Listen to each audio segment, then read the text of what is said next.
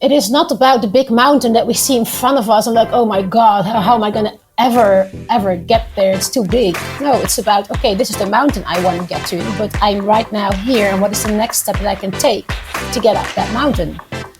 And just doing that. And every day you take another step until you get there. You know, you only have to worry about today's step, not about what is at the top of the mountain. You'll get there. This is Debbie, and welcome to another episode of The Offbeat Life, where I speak to inspiring individuals who ditched the norm to become location independent. We'll learn how to create sustainable laptop lifestyles from the experts that will help us achieve freedom from our 9 to 5. On this week's episode, I speak with Minou Hexspoor, who is a certified professional coach working with individuals and groups from all over the world. As a certified coach, she runs her business while she travels across the globe, with periods in between of staying at home in Beirut, Lebanon.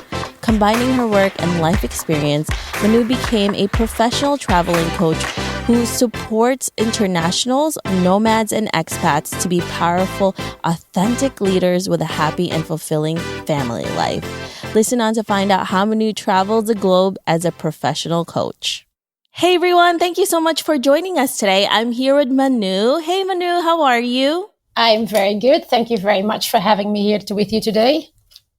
I'm so excited to have you here. So before we get to all the incredible tips that you're going to give us, can you tell us a little bit more about you and why you live an offbeat life? Yes. Okay. So about me in relation to the offbeat life, I think throughout my life, I always knew and felt that my life would be around travel and work combined, ideally. But it never really manifested, although I did move at one point from my home country, the Netherlands, to Lebanon when I met my husband. And I moved here 11 years ago. And then I worked here in the humanitarian emergency response. And then one day I said, listen, Minou, if you want to change your life and create the life that you really want, and I guess like so many other nomads that might also be listening, that moment where you feel like, okay, if I want to create this, I'm going to have to make some changes. So I quit my job and gave myself 1 year to figure out what it is that I want, what I'm really passionate about, and what I need to do and want to do to actually create that lifestyle. So for me, that was really the starting point 3 years ago of flipping it all around. And in that year, I took two decisions. One was finally publishing my book. And the second was that I wanted to become a life coach, a life and leadership coach, because my passion is really with bringing the best out of people. And I realized that's what I want to be doing. And I want to create a work environment for myself that allows me to travel and take my work with me everywhere I go. So that's what I started doing. And actually in no time, that just started running the way it does. And now since 2.5 years, my husband and I, we travel a lot. Sometimes I travel alone, take my work with me. And I feel really this is exactly where I should be and know what my life is all about. It's incredible that you were able to take that year off, and that must have been pretty interesting. What was it like taking time off for yourself and actually listening to what your wants and needs are? How did that whole process go? That's an interesting question. I think it started with being so extremely overwhelmed at work that I didn't know anymore for who I was doing what. It was just running, but not necessarily, figuring out why I was even running. So that was the starting point. And the reason I took that year off is because I had so much stress in my system that I realized I need first to disconnect from that stress before I do something else, because otherwise I'll just keep running. So what I did is I obliged myself for 4 months to do nothing, absolutely nothing. I wake up every morning without a plan, without anything that needs to be done, and just unwind. And in the beginning, that was very difficult. I would wake up at 6-7 o'clock in the morning and just go like, okay, so what are we going to do? Like, let's go. But there was nothing to go. So that was a bit of a struggle in the beginning. But after a few weeks, I realized how much that was a sign of how needed it was to step out of that, I have to go adrenaline kind of modus. So that after that period of 4 months, I felt like I have a clear mind, I have a calm body, and what's next? And then I really realized how powerful it was to give myself that time, because then I finally could tab in with like, okay, so now what's next? From a calm, quiet place. And I realized what I really want to do. The first thing is write that poetry book that I wanted to write for such a long time. So I just did that. I gave myself the time and the space to write, to cry, to experience what I was writing, to revisit what I already wrote in the past, and to really reconnect with those emotions that were living in me and that really wanted to come out. So that's what I did. And that was a beautiful, beautiful journey until I felt like, okay, that's ready and done. And then what's next? And then with that same calm and that same space inside of myself, I started a journey of researching like, okay, how can I best do what I do best, which is really working with people and getting them to be the best version of themselves. And then after some research, I realized that's my journey is going to be through becoming a certified coach. And that's what I did. So having that year for myself, I realized I was incredibly lucky that I had the freedom to do that. Mm-hmm. But if anybody who feels overwhelmed and stressed has the luxury to do that, it's an incredible experience of allowing yourself to really, really reconnect with what is important and what it's really all about outside that stress box. We are often really bombarded with so many things in our life, and we think that being busy is good for us, and constantly filling up our calendar with to-do lists and going to places and doing all of these things. Yes. And we think that it's making us more productive. In a way, in a lot of ways, it really doesn't, because it distracts us from what we really need to do with our life. And I think we underestimate the beauty of quiet and not doing anything.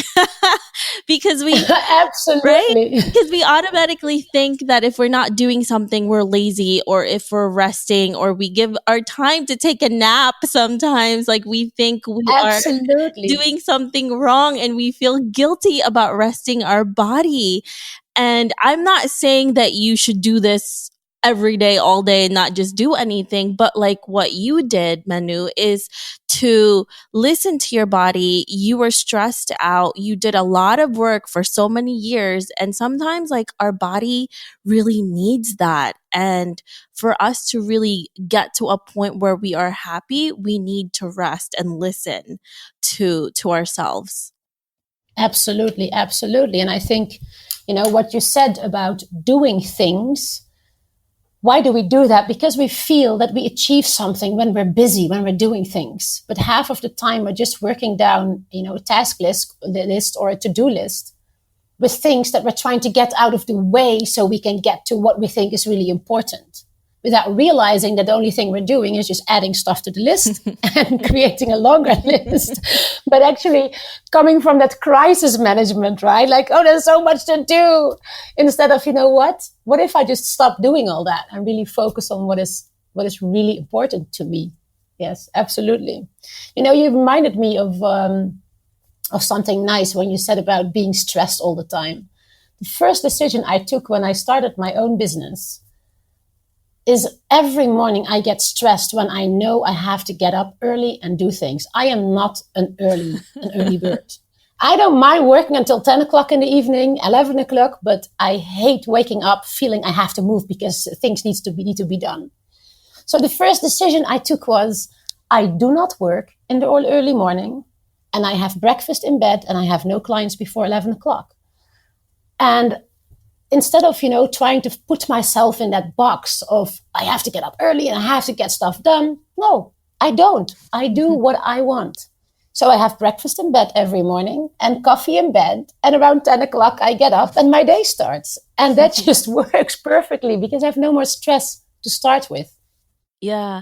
Well, the thing is, we often see this online or on television, on social media, where people tell you you have to be really productive very early in the morning or else you're going to start your day and it's not right. And I'm the same Yes, way. So for me, I actually wake up early, but I don't like to do any work usually. I like to do exactly. things that are fun for me, like things that will make me relieve the stress. Because, like you said, when we used to work in Absolutely. our 9 to 5, when we woke up, we were already stressed out. And like you, I didn't want to Yes. do that same thing. So now I'm actually here in Florida. So the first thing that I do in the morning is I do a workout and then I go to the pool. Beautiful. Exactly. Yeah. Exactly. But that's what Yeah. it is. That is exactly what it is because we are so conditioned by how it should be or what we believe we should be doing to have a productive day. The only thing that we truly need to do is figure out what works for us Yes. and then do that. Yeah, And absolutely. that's the only thing. Yeah, and there's definitely a lot of people who need to get that work done first thing in the morning, and it works really well for them. And I think that's excellent. Perfect. And that's Yeah. great. But for Absolutely. people like us, like I feel like I need to not be stressed out in the morning. And if I do have things to do, I put it off like you after a certain time. And then and Yes. also, like, even as an early riser, I don't want to work the first thing after I get up. Like, that's not what I want to do. But it's great that you honor that in Yes. yourself and go for that. And for people who are fine and love getting up at 5 or 6 or whatever time they want to get up and start working, that's great too, as long as it serves them. Mm-hmm. And I think that's the most important part, that it serves your happiness, your productivity, and just how you like life to be for yourself. And that's really the whole point of doing this. Being able to work for yourself is doing things that you want to do. You wanted to get out of the 9 to 5 or working for other people because you were doing what other people were doing. You don't want to do the same thing. Absolutely. And my 9 to 5 became almost a 24/7. So that was also not a sustainable that's so solution. true. And it's also something that we don't really understand until we get to this point, that you work really hard, especially in the beginning of your business. And you don't have Yes. constant paycheck. You don't have a boss that's constantly reminding you what to do next. Everything is on your shoulders. And Absolutely. when you're Yep. beginning that, it's a lot more stressful. So you really have to figure out what's going to relieve that stress. Absolutely. Absolutely. And I think, which is ironic sometimes in a way, right? Because the stress is oftentimes also why we step out of that 9 to 5. And then we start our own businesses and we have all that stuff to deal with and all these reality that suddenly we have to do by ourselves. Who is holding us accountable, and how do you set up a business, from administration stuff to, marketing and sales, everything. So you're right. Especially in the beginning, that comes with a lot of stress, and finding ways of relieving that stress and preventing that we're going to do what we were actually trying to get away from. Yeah, that's sometimes a great challenge. But maybe that's also where the opportunity is, right? Absolutely. To learn that And lesson. that's really going to make or break you, is from all of the different things that you're learning from your work and from your business. So, Minou, once you started your business and once you finally focused on what you wanted with your life and with yourself, what was it like? What was it like creating this business? What was something that you didn't realize that it entailed? Because we talked about stress, and there's a lot of things that Yes. happens when you're starting your business, and also when you're doing this as a nomad and you're constantly traveling. Oh my gosh. I think what I didn't anticipate is how, and maybe this is very recognizable for a lot of people, how uncomfortable I would feel with sales, because it's not in my nature. I think in the beginning, I really had the feeling like, I have to sell something of myself, and now I have to like put a value to that question of like, am I worth it? Am I good enough to sell something? So in the beginning, there was a challenge, also because I'm not a salesperson. I wouldn't see myself as a salesperson. So that was a big challenge for me in the beginning, until I realized that this was not about sales. This was about making a genuine human connection with people. And if that would lead to a win-win situation or a win-win perspective for two people coming together, then we have a working ground. And once I started looking at what I had to offer from that perspective, it massively changed my engagement with my potential clients. It's funny because we often look at salespeople and we think, "Oh God, that's just so skeevy," right? I don't want to be you. Like I don't want to do this. Like, especially, but those are the people that are bad salespeople, because that they're trying to sell something. Absolutely. Yes, yes, exactly. It's not about selling, it's about building relations. And, once you build that relation and people feel that what they are growing from in that relationship, then there is a basis to work together. And I think that's the most important part. And if that then doesn't materialize, then that's fine too, because then the win-win concept wasn't there. And if you have trust in that and you live by that way of connecting with people, the whole sales perspective becomes completely different. Absolutely. And if you think about it, when you are trying to have someone purchase a service or a product, it has to be a win-win for everybody. So they have to not only see the value that it's getting you as a salesperson, quote unquote, but also for them. So they need to have something that will fulfill their needs and their wants in order for them to actually Absolutely. do that. And they're helping, or you're helping them fulfill those needs. So like you said, it becomes a relationship, and when you are fulfilling their needs, then everyone wins.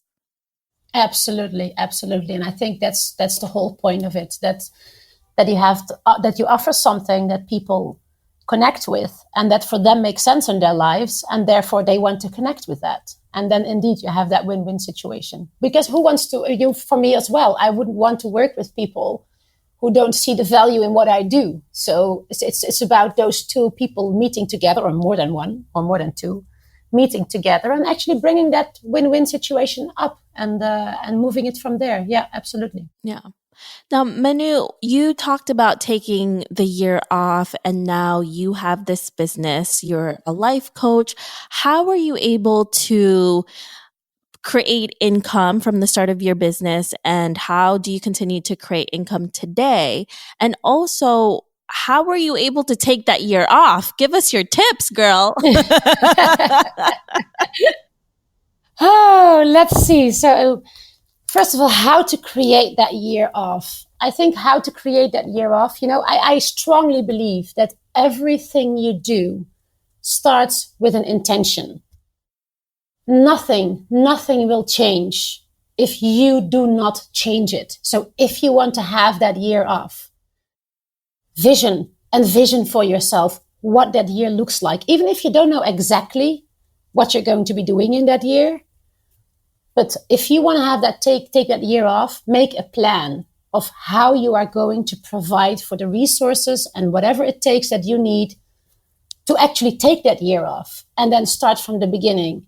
Because oftentimes we want so many things in our lives to change, and we talk about it. Oh, I wish this would change. Oh, I wish this was different. Oh, I wish whatever.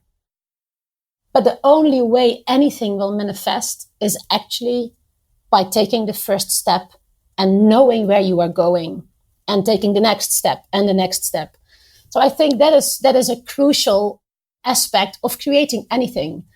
And, for me at the time, I had the financial luxury to take that year off.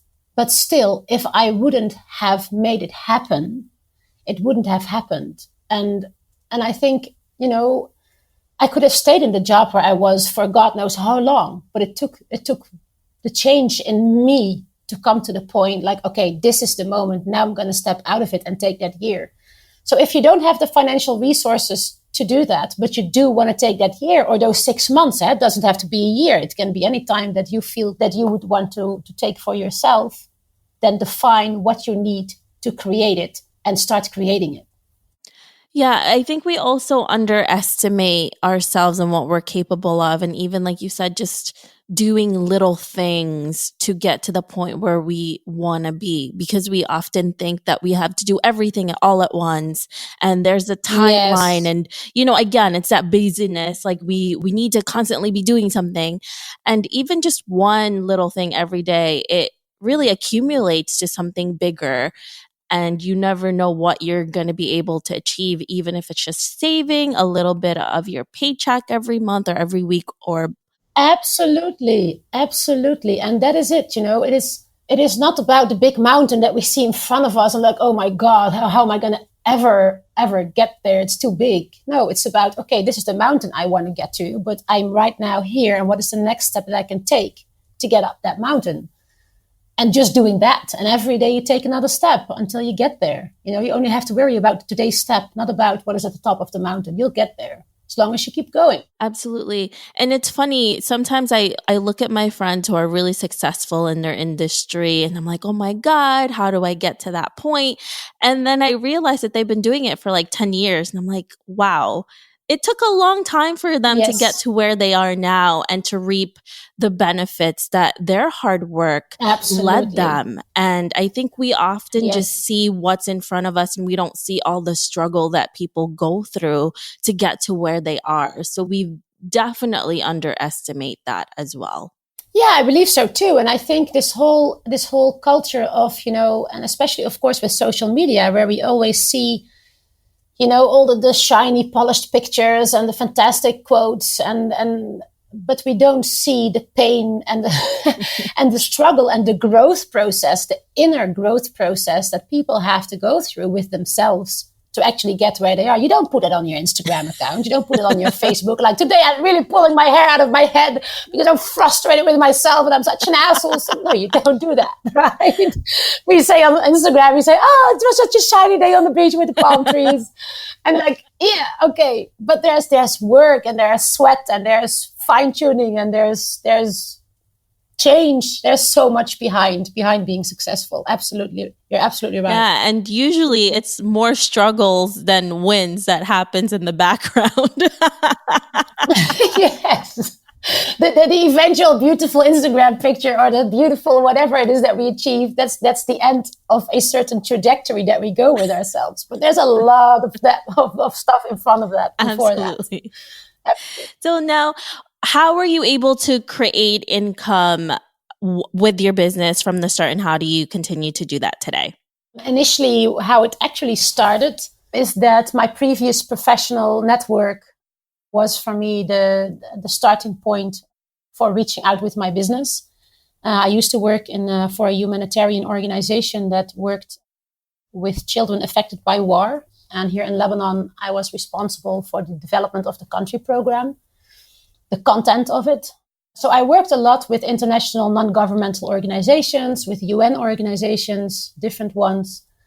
So initially, that's really where I started reaching out and letting people know what I'm doing now after I stopped quit my job with that other organization. So people who were already on my radar and on whose radar I was started reaching out to me like, hey, I heard you're doing this now. I would love to connect with you. Also because they are aware that I know the sector. I have been in a managerial position in the sector. I understand the work. I understand the challenges. So I initially, my business is built around internationals, expats, and nomads.